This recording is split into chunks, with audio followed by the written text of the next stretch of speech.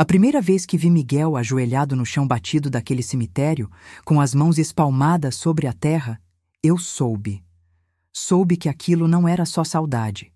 Era alguma coisa mais funda, mais pesada, mais inquieta. E por mais que eu tentasse racionalizar, com minha cabeça velha e prática, tinha algo nos olhos daquele menino que me desarmava. Meu nome é Marlene, e eu sempre fui daquelas que escutam mais do que falam.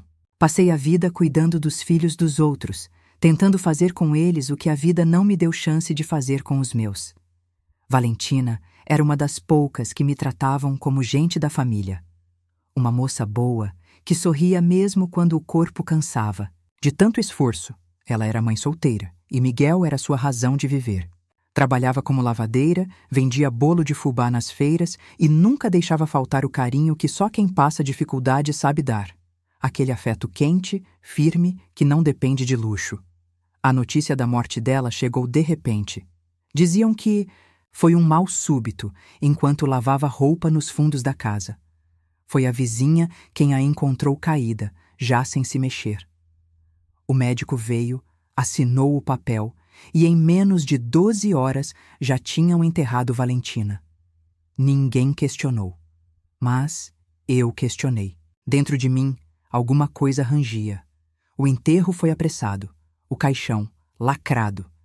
Diziam que era por conta do calor, por precaução. Só que eu conheço esses argumentos apressados demais. A família aceitou. A cidade esqueceu.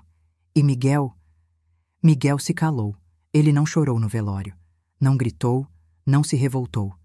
Apenas se sentou ao lado do caixão, com as pernas balançando, no banco da capela, e ficou ali. Os olhos dele não pareciam de um menino em luto. Pareciam olhos de quem espera.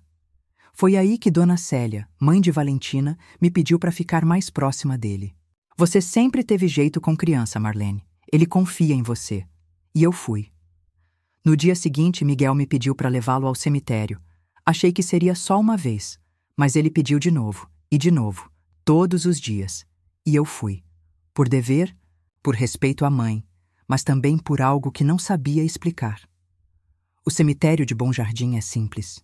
Terra batida, algumas árvores secas, poucas lápides com nome legível. O túmulo de Valentina era um montinho de terra recém-revirada, com uma cruz de madeira marcada às pressas. Miguel sempre se sentava do lado direito, com as pernas cruzadas e as mãos no colo. Ficava olhando a cruz como quem tenta resolver um enigma. Ela não devia estar aqui, ele disse um dia. Parei de andar e olhei para ele. Como assim, meu filho? Minha mãe. Ela não devia ter morrido. Ninguém deixou eu ver ela. O caixão veio fechado. A avó não deixou abrir. Ninguém deixou. Fiquei em silêncio, como se a verdade começasse a me queimar por dentro. Comecei a lembrar dos detalhes que ninguém quis discutir. O atestado de óbito não tinha explicação. Nenhuma autópsia. Só a assinatura de um médico que apareceu do nada e sumiu depois. Uma funerária que chegou apressada, como se quisessem enterrar logo qualquer dúvida. E Miguel sentia. Não como criança que fantasia, mas como quem sabe o que viveu. Ela me disse que ia me buscar na escola. Disse quando? De manhã, no dia que tudo aconteceu, e ela nunca mente. As palavras dele não tinham drama. Eram simples, secas, e me desmontavam. Comecei a prestar mais atenção. Miguel não rezava no túmulo. Ele observava, notava. A cor da terra, os insetos que passavam, as flores que murchavam rápido demais. E um dia apontou para o canto da sepultura. O túmulo da Dona Ali ficou com a terra funda por 3 dias. O da minha mãe já estava plano no dia seguinte. Por quê? Engoli seco. Não sou coveira, mas conheço terra. Aquilo era estranho mesmo. Miguel começou a fazer perguntas que me deixavam inquieta. Sobre o hospital, sobre o médico, sobre o tempo que demoraram para trazer o corpo. Dizia que ouviu os adultos falando baixo na cozinha, que tinha coisa errada, e eu, que nunca gostei de alimentar fantasias, me vi calada. Porque, no fundo, eu também achava. Uma tarde, voltando do cemitério, ele segurou minha mão com força.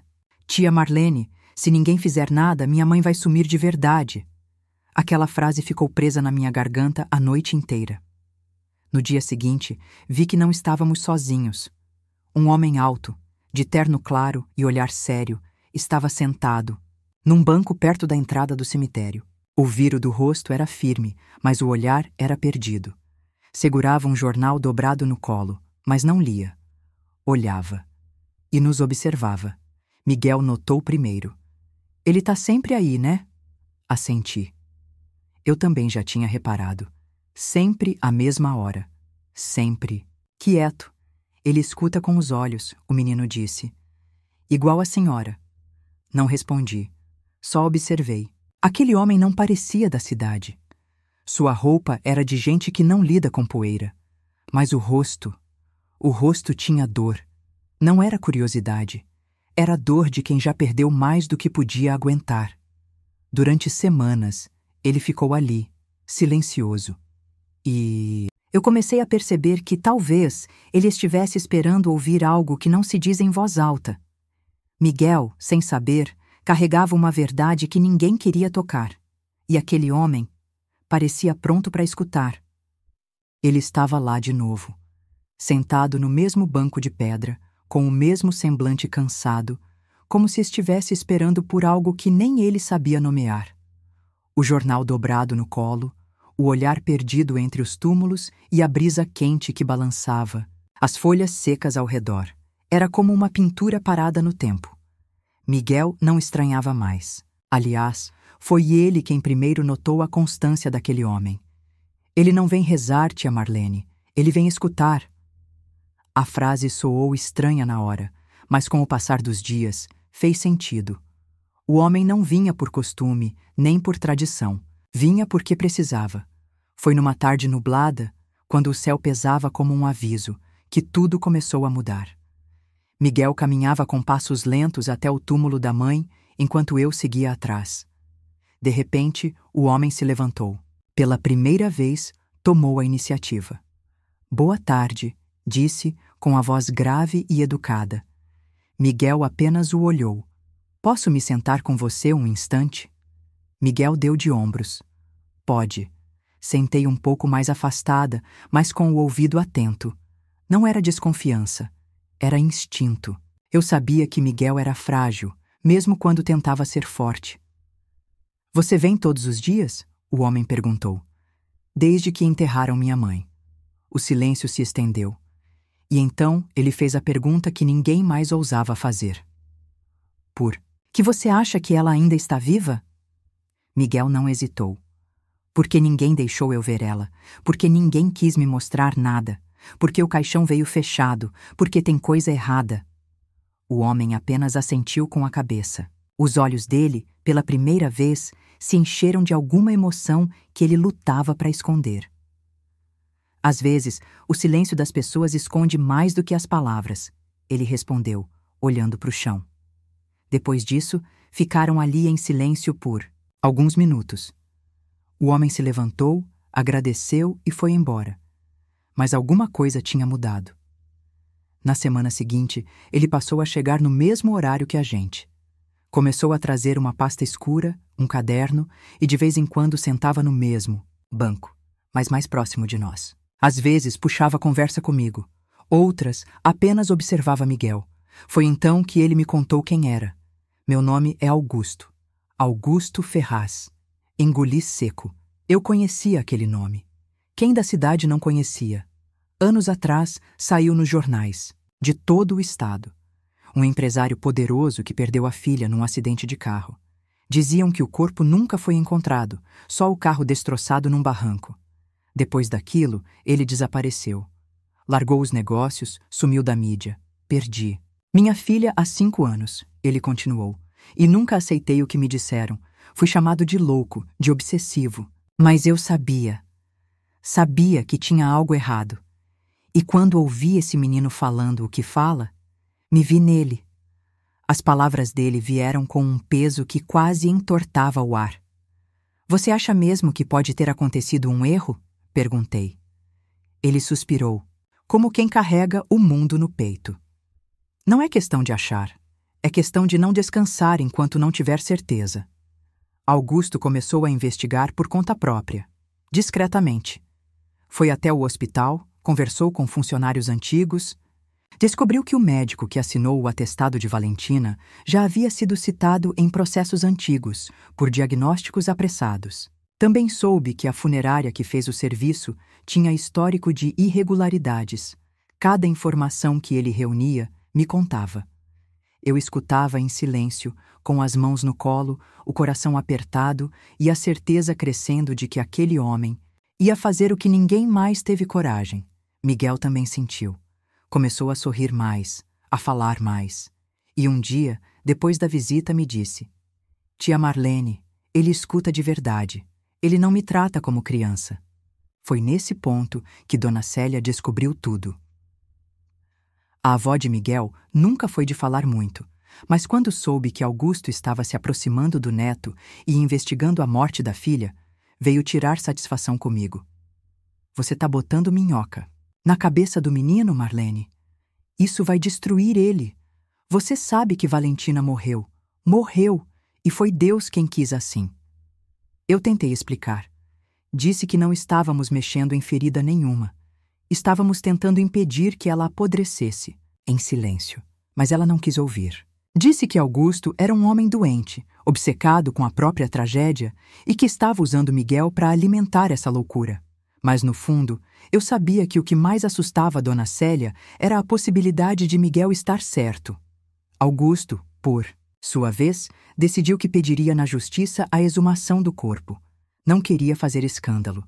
Queria respostas. Só isso. Se eu estiver errado, peço desculpas e volto para o meu canto. Mas se estiver certo, alguém vai ter que responder. Eu não sabia o que pensar. Só sentia. E o que eu sentia era que o destino de Valentina estava preso num silêncio cruel. E Miguel, esse menino pequeno, teimoso, com olhos de quem carrega mais do que devia, estava pronto para enfrentar o que viesse. Porque, no fundo, ele só queria a verdade. E agora, pela primeira vez, ele não estava sozinho. A cidade pequena tem memória curta, mas a língua afiada. Quando começaram a cochichar que Augusto Ferraz queria abrir o túmulo de Valentina, o alvoroço foi imediato. Ninguém queria saber dos detalhes.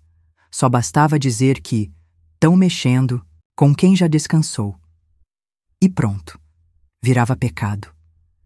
Eu escutava os comentários pelas costas, sentia os olhares atravessando quando passava com Miguel pela calçada, mas ele não se importava. Continuava firme, ia todos os dias ao cemitério com o mesmo passo silencioso e decidido. Sentava no mesmo lugar, observava a mesma cruz de madeira. Não pedia explicações, não exigia provas. Só queria que alguém escutasse o que ele dizia, desde o início. Minha mãe não devia estar ali. Naquela altura, já não era só intuição. Já havia fatos. Augusto, com a calma de quem aprendeu a ser discreto pela dor, me contou que descobriu que o nome de Valentina apareceu num prontuário, médico de outra cidade, 2 dias depois da data do óbito. Um hospital simples, a mais de 100 quilômetros dali. O registro era confuso. Tinha data, mas não constava alta nem óbito. Apenas o nome, nenhuma foto, nenhuma digital, nada. Podem ter usado o nome dela por engano, eu disse, tentando racionalizar. Ou podem ter escondido o corpo errado, ele respondeu. Miguel não sabia desses detalhes, mas parecia sentir o peso no ar. Dormia mal, acordava assustado. A escola já o tratava como diferente. Professores me chamavam para conversar. Diziam que ele estava distraído, que vivia no mundo da lua. Mas ele não estava em outro mundo. Ele estava tentando entender o nosso. Foi nesse período que ele começou a desenhar. Com lápis de cor e papel amassado, fazia rabiscos de corredores brancos, janelas com grades, camas com lençóis azuis. Perguntei o que eram. Ele respondeu: coisas que eu lembro. Onde você viu isso, Miguel? Na casa da avó, quando... Ela estava falando com um homem no telefone. Eu ouvi ela dizendo que não queria que ninguém soubesse onde minha mãe tinha ido parar. Fiquei gelada. Na manhã seguinte, procurei Dona Célia. Quis conversar com calma. Entender. Mas ela fechou a porta antes mesmo de eu terminar a primeira frase. Você tá alimentando coisa que devia ficar enterrada, Marlene. Eu sei o que é melhor pro meu neto. Mas e se ele estiver certo? Perguntei, firme. Ela me olhou como quem se esforça para não desmontar. Mesmo se tiver, eu não quero passar por isso de novo. Não quero ver o que a gente não vai aguentar entender. Voltei para casa com o peito apertado. Não era maldade, era medo. Medo de abrir feridas que, se expostas, poderiam sangrar mais do que no dia do enterro. E então veio a denúncia. Uma enfermeira aposentada, chamada Doralice, apareceu procurando por Augusto. Soube da movimentação pela rádio local. Disse que lembrava de uma mulher internada dias antes com nome trocado, rosto machucado e sinais de sedação pesada. Disse que a paciente falava o nome Miguel repetidamente enquanto delirava. Augusto me contou com as mãos trêmulas. Ela disse que teve medo de falar na época, porque o hospital estava envolvido em outras denúncias e tudo era abafado. Agora, as peças ganhavam contorno. Um nome repetido, um corpo não visto, um atestado apressado.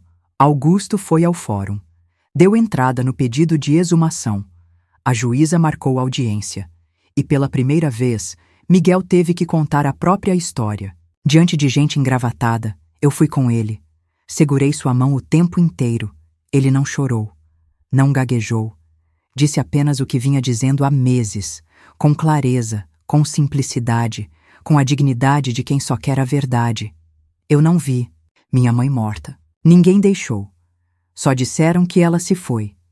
Mas eu nunca senti isso. Eu sei que ela tá viva. A sala ficou em silêncio. A juíza, uma mulher de olhar sério, parecia dividida entre o bom senso jurídico e a força das palavras daquele menino. Se o Sr. Augusto se responsabiliza por todos os custos, autorizo a exumação, ela declarou. Na saída do fórum, Miguel me olhou e perguntou: eles vão deixar abrir o túmulo da minha mãe? Eu apenas balancei a cabeça e disse: vão, meu filho, vão sim. A data foi marcada. E a cidade, mais uma vez, se dividiu. Alguns diziam que era loucura, outros que era coragem, mas a maioria preferia o silêncio. No dia anterior, Miguel me entregou um papel dobrado. É para colocar com ela, se ela ainda estiver lá. Abri com cuidado. Era um bilhete escrito com capricho. Desculpa se eu demorei para te encontrar. Guardei no bolso com as mãos trêmulas. Na manhã seguinte, o céu estava nublado. Parecia que até ele hesitava em ver o que estava por vir. No cemitério havia poucos rostos. A maioria apenas observava de longe. Dona Célia não apareceu. Nem os vizinhos, nem os amigos da feira. Só estávamos nós, eu, Miguel, Augusto, o advogado e 2 homens com luvas e ferramentas. Enquanto eles cavavam, Miguel se manteve ao meu lado. Segurava minha mão, mas não tremia. Olhava para frente como quem não tem mais espaço para medo. E então, a terra cedeu. O caixão surgiu, sujo, úmido, coberto por raízes finas. Abriram com cuidado. Eu desviei o rosto por instinto, mas ouvi o som da madeira cedendo. Um dos homens murmurou algo. Outro chamou o advogado em voz baixa. Augusto olhou. Eu olhei. Miguel não desviou o olhar e ali, dentro daquele caixão, não estava Valentina. O silêncio que pairou naquele cemitério foi diferente de todos os outros que já senti. Não era um silêncio natural, daqueles que vêm com o vento ou com a pausa do dia. Era um silêncio que sufocava. Um silêncio que gritava. Porque ali, dentro daquele caixão, não estava Valentina. E isso mudava tudo. Não era um corpo feminino. Nem sequer tinha o mesmo biotipo. Era um homem, em avançado estado de decomposição, envolto em um lençol grosseiro. O advogado anotava em silêncio. Os coveiros se entreolhavam como se quisessem fingir que não tinham visto o óbvio. Augusto, com a testa franzida e a boca cerrada, parecia travar uma guerra interna para não explodir. E quando contei Miguel que não era sua mãe, Ele só me olhou de braços cruzados, como se estivesse esperando por aquele momento desde o dia em que disseram que sua mãe estava morta. Eu falei, ele murmurou. Eu falei o tempo todo. A partir dali, tudo virou uma sucessão de movimentos rápidos. O caixão foi retirado. A polícia foi chamada. Um perito veio até o local. Fotografaram, fizeram anotações, interditaram parte do cemitério. O que era antes apenas uma suspeita virou um caso criminal. Valentina não estava enterrada. Nunca esteve. E a pergunta que pairava sobre todos nós era mais pesada do que qualquer pedra daquele cemitério. Onde ela estava? Na delegacia, ninguém sabia como lidar. Nunca tinham enfrentado algo assim. Um erro de identidade no enterro? Uma troca de corpos? Ou algo mais sujo, mais cruel? Augusto fez questão de acompanhar cada passo. Contratou um investigador particular. Pagou exames de DNA. Vasculhou documentos antigos da funerária, nomes esquecidos de funcionários, notas fiscais que ninguém queria mostrar. Enquanto isso, Miguel voltou à escola. Mas voltou diferente. Os colegas já não o zombavam. Agora, o olhavam com distância, como quem tem medo de quem diz a verdade demais. Dona Célia apareceu uma semana depois. Bateu à minha porta sem aviso, olhos vermelhos e voz rouca. Ele estava certo esse tempo todo. Não precisei responder. Apenas abri a porta e servi um café. Eu sabia que alguma coisa estava errada. Só não queria enfrentar. Valentina. Ela saiu de casa apressada naquele dia. Tinha uma ligação estranha. Alguém do hospital. E ela estava assustada. Eu ouvi, mas não quis perguntar. Engoli em seco. Aquela era a peça que faltava. Por que não contou antes? Porque se eu falasse, eu teria que admitir que deixei minha filha sair com medo e não fiz nada. Ficamos em silêncio. Às vezes, o peso da culpa é tão grande que a pessoa prefere negar a realidade inteira a carregar a verdade sozinha. Miguel. Não falou com a avó naquele dia. Disse apenas que precisava de tempo. Eu respeitei. Enquanto isso, Augusto seguia firme. Foi ele quem convenceu o delegado a reabrir casos antigos. Quem pressionou a promotoria a investigar o médico que assinou o atestado de óbito. E foi ele quem descobriu o nome que mudaria tudo. Clínica Santa Clara, numa cidade vizinha, escondida numa rua sem placa, com fachada de igreja e funcionamento apenas para casos especiais. Doralice, a enfermeira aposentada que já havia falado com Augusto, reconheceu a fachada na hora. Disse que foi lá que viram uma paciente sedada, com o nome errado e a identidade confusa. Disse que tentou registrar, mas foi silenciada. Era Valentina. Eu me lembro do rosto dela. Ela perguntava por Miguel. Ninguém me ouvia, me disseram, para esquecer. Augusto não perdeu tempo. Levou a denúncia ao Ministério Público, reuniu as provas que conseguiu e pressionou com tudo o que tinha. Foi nesse momento que o mundo virou as costas para a verdade. A imprensa local começou a insinuar que Augusto queria chamar a atenção, que Miguel tinha sido manipulado, que eu tinha incentivado tudo por carência ou fama. As pessoas que antes torciam por justiça passaram a sussurrar nas ruas. Diziam que era coisa de gente rica mexendo onde não devia. Diziam que era melhor deixar isso para lá. A escola de Miguel o afastou por precaução emocional. O vizinho da frente parou de me cumprimentar. Até na feira, onde eu sempre comprei meu feijão, começaram a me tratar como se eu fosse um problema. Mas nada disso importava mais, porque no fundo sabíamos. A verdade estava perto. Miguel não desistiu, continuava desenhando, desenhava a fachada da clínica, com detalhes que só alguém que a viu poderia reproduzir. Eu perguntava como sabia. Ele apenas respondia. Eu lembro de um dia que levei mamãe lá. Era quando ela estava fazendo uns exames. Eu era pequeno, mas lembro. Ele não. Precisava se justificar. A verdade saía pelos dedos. E então, numa tarde abafada, enquanto eu estendia a roupa no varal e Miguel dormia no sofá com o caderno sobre o peito, o telefone tocou. Era Augusto. Marlene. Encontraram uma paciente sem registro confirmado, internada, sob sedação contínua, numa sala dos fundos da Clínica Santa Clara. e ela tem uma cicatriz no queixo. Igual a que Miguel descreveu. O chão pareceu se afastar dos meus pés. E agora? Perguntei. Agora, a gente vai até lá. No dia seguinte, partimos em silêncio. Eu, Miguel, Augusto. 3 pessoas unidas não por sangue, mas por verdade. No caminho, ninguém falou muito. O carro cortava a estrada como quem corre contra o tempo. Eu olhava pela janela e pensava, como pode tanta gente fingir que não vê o que está bem diante dos olhos? Como pode o mundo virar as costas para uma criança que só queria ver a mãe? E ali, naquela estrada reta, com cheiro de terra e esperança no peito, eu sabia. A resposta estava perto, muito mais perto do que imaginávamos. A fachada da clínica era discreta. Uma parede alta, branca, com portão de ferro sem identificação. Nenhuma placa. Nenhuma janela aberta. Parecia mais um depósito do que um lugar de cuidado. Mas Augusto tinha tudo. Mandado judicial, documentação, testemunhos. E, acima de tudo, coragem. Miguel segurava minha mão com força. Seus dedos tremiam, mas ele não dizia nada. Os olhos dele, parados naquela porta fechada, pareciam prontos para tudo, para encontrar, ou para perder de novo. Do lado de dentro, fomos recebidos com resistência. Enfermeiras em silêncio. Um segurança que insistia em dizer que não havia paciente com esse nome aqui. Mas Augusto não era de recuar. Quando mostrou os documentos, a postura deles mudou.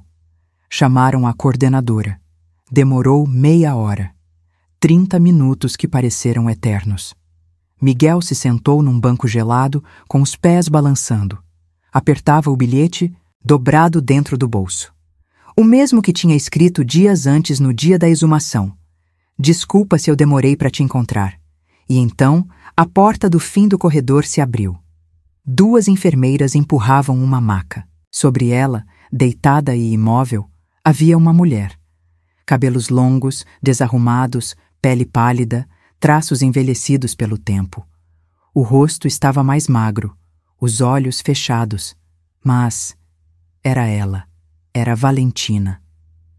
Eu a reconheci no mesmo instante. A curva da sobrancelha, o queixo com a cicatriz que Miguel tantas vezes desenhou. E mesmo naquele estado, com tubos, fios, pele pálida, havia algo nela que ainda brilhava. Um fio de vida insistindo em existir. Miguel não chorou, não gritou, só andou até ela, devagar, como quem tem medo de quebrar o momento. Encostou os dedos na mão dela e então sussurrou: Mamãe, sou eu. O Miguel. Os olhos dela tremeram, lentamente, como um vento leve mexendo a cortina de uma casa antiga, os dedos também. Um movimento quase imperceptível, mas real. Ela reagiu. O silêncio foi quebrado por um soluço meu. As enfermeiras se entreolharam, surpresas. Augusto cobriu o rosto com as mãos. Miguel encostou o rosto no peito da mãe e ficou ali. Valentina estava viva, e por meses, anos, tentaram enterrá-la, em esquecimento. As investigações revelaram que ela fora levada à clínica sem autorização da família. Um erro de identidade, uma troca intencional. Os envolvidos sumiram. O médico que assinou o atestado nunca mais foi encontrado. A funerária fechou. A enfermeira que alertou no passado foi ignorada. E no centro de tudo, um menino de 7 anos que não aceitou o que o mundo inteiro lhe dizia. Augusto cuidou de tudo. Transferiu Valentina para uma clínica em outra cidade, com os melhores profissionais. O processo era lento, mas promissor. Ela tinha sinais de recuperação. Reagia ao som da voz do filho. Apertava os dedos. Piscava. Miguel passou a visitá-la, todos os dias. Levava desenhos, contava histórias da escola. Lia livros em voz alta. E um dia, segurando o bilhete que nunca conseguiu entregar, encostou nos lábios dela e disse: Tá tudo bem agora. A senhora não tá mais sozinha. As visitas foram mudando. De minutos, passaram a ser horas. De olhos fechados, Valentina passou a abrir um pouco os olhos. E então, num fim de tarde calmo, ela falou. A voz saiu fraca, arranhada, mas saiu. Miguel, estávamos lá. Eu, ele e Augusto. Ninguém conseguiu conter o choro. Ela olhou ao redor sem entender onde estava, mas reconheceu o filho. Estendeu a mão e ele correu para abraçá-la. Não havia perguntas. Só aquele abraço bastava. O tempo passou. Valentina voltou para casa. Augusto reformou um cantinho só para ela e Miguel. Não quis fama, nem agradecimentos. Disse apenas que se sentia em paz.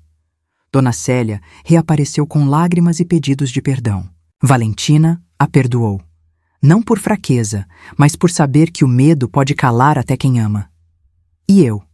Continuei ali, como sempre estive, cuidando, observando, escrevendo essa história na alma, porque ela não foi minha, mas me atravessou como se fosse.